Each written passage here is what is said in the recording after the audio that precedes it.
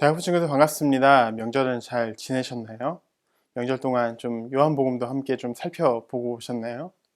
오늘은 이제 공간복음을 다 지나고 사복음서를 지나서 우리는 사도행전에 대해서 좀 함께 살펴보고자 합니다.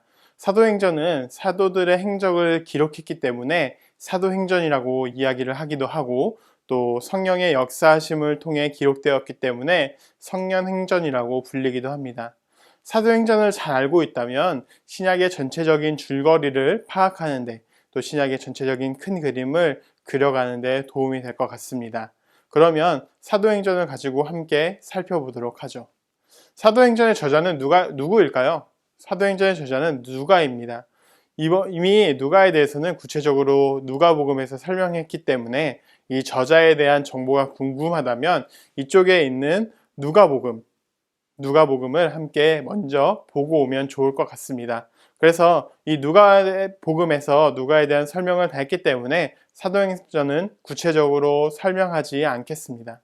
사도행전은 대략 63년에서 65년 사이에 기록되었습니다.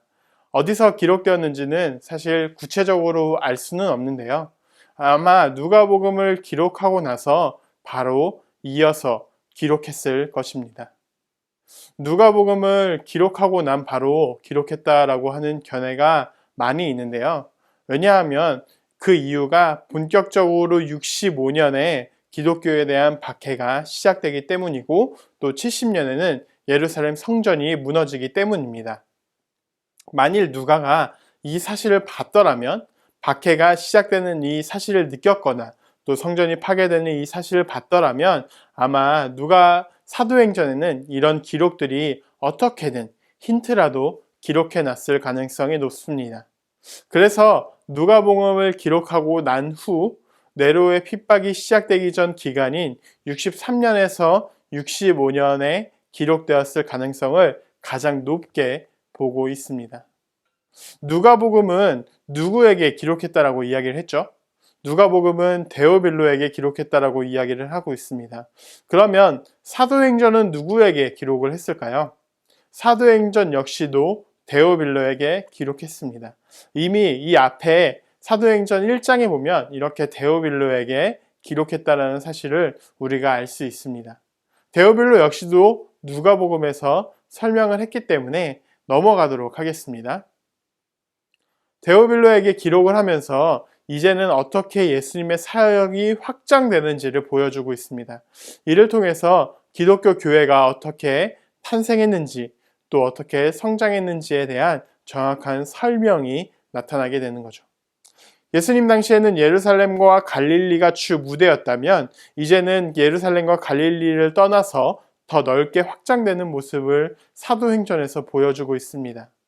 그래서 사도행전을 살펴보면 뒤에 나온 바울 서신과 일반 서신을 이해하고 도움을 주기 위한 이 배경 지식들을 기록하고 있는데요. 바울이 왜 이렇게 편지를 썼는지, 왜 이런 교회에 편지를 써야 했는지가 사도행전의 바울 전도 여행을 보다 보면 잘 나타나게 되어 있습니다.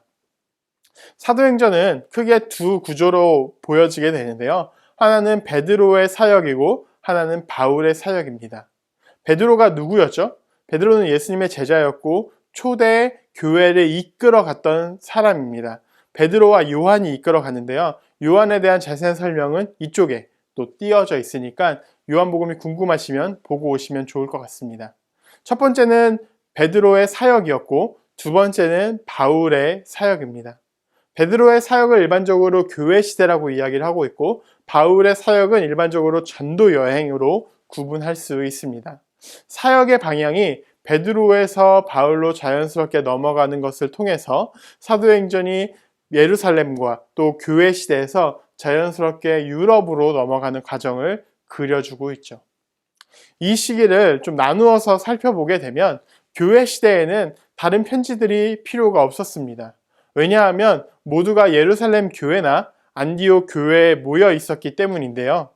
그러나 바울이 선교를 시작하면서 지도자의 지도를 직접적으로 받을 수 없는 교회들이 늘어가기 시작합니다. 왜냐하면 바울이 선교를 하고 개척을 하고 나서 바울이 그곳에 계속 머물러 있던 것이 아니라 떠났기 때문이죠. 그래서 1차 전도 여행 시기에 바울은 갈라디아서를 썼습니다. 일반 서신에서는 야고보서가 이때쯤에 기록되었습니다. 처음에 교회를 이끌어가던 3명의 지도자가 있었는데 이 3명의 지도자 중에 야고보는 일찍이 순교를 하게 돼요. 그래서 야고보서가 제일 먼저 쓰였고 또 이때 갈라디아서가 쓰였습니다. 2차 전도 여행으로 가면서 데살로니가 교회에게 편지를 쓴 데살로니가 전서와 데살로니가 후서가 쓰였고요. 3차 여행 때는 고린도 교회와 로마 교회에게 편지를 쓰면서 고린도 전후서와 로마서를 기록했습니다. 그리고 이후에 옥중서신이라고 불리기도 하는 이 로마 여행 당시에 쓰인 이 편지는 옥에서 바울이 감옥에서 쓰였기 때문에 옥중서신이라고 불리는데요. 이 옥중서신은 에베소서, 골로새서, 빌립보서, 빌레몬서가 있습니다. 이후에 바울의 마지막, 거의 노년의 마지막 시기를 다루고 있는 이 시기 때 쓰였던 편지가 디모데 전서와 디모데 후서, 디도서를 기록하고 있습니다. 사도행전 이후에는 이후의 서신들, 우리가 알고 있는 일반 서신들이 기록되었죠. 이렇게 보면 사도행전을 잘 이해하고 있다면 이 이후에 나오는 이런 바울 서신들과 일반 서신들을 쉽게 이해할 수 있는 이 사도행전의 이런 역할을 하게 되기도 합니다. 하나의 신약을 이끌어 나가는 뼈대라고 볼 수 있죠. 그래서 일반적으로 사람들은 누가복음과 사도행전을 신약의 역사의 한 줄기로 보고 이 역사에서 하나씩 붙여나가는 이런 작업들을 많이 하기도 합니다. 그러면 사도행전이 우리에게 어떤 의미를 주고 있을까요? 사도행전은 하나님 나라가 확장되는 모습을 그려주고 있습니다. 또한 여러 사람들이 등장해 하나님 나라가 만들어져 가는 과정을 보여주고 있습니다. 우리 안에 모여 있는 것이 아니라 우리끼리의 즐거움을 누리고 우리가 예수님을 믿는 것이 우리 어떤 종교적인 유의를 누리는 것이 아니라 어쩌면 우리가 알고 있는 이 복음이 세상으로 나가야 하고 우리가 알고 있는 이 복음이 다른 사람들에게 전달되어서 하나님 나라가 확장되어 가는 과정 속에 우리가 있는지 사도행전은 물어보고 있습니다. 우리는 지금 어디에 있습니까? 우리의 신앙을 지키기에 급급하고 또 우리가 외부에 기독교인이라는 사실이 너무나 부정적이기 때문에 알려지기를 두려워하고 있지는 않습니까? 사도행전은 이런 사실에서 이 복음이 퍼져나가고 우리의 삶을 통해 또 우리의 모습을 통해서 하나님의 나라가 확장되어 가고 있다는 것을 우리에게 알려주고 있습니다. 우리가 이 사도행전을 읽어가면서 복음이 우리의 손을 통해서 또 우리의 모습을 통해서 확장되어 가는 이런 과정들이 나타났으면 좋겠습니다.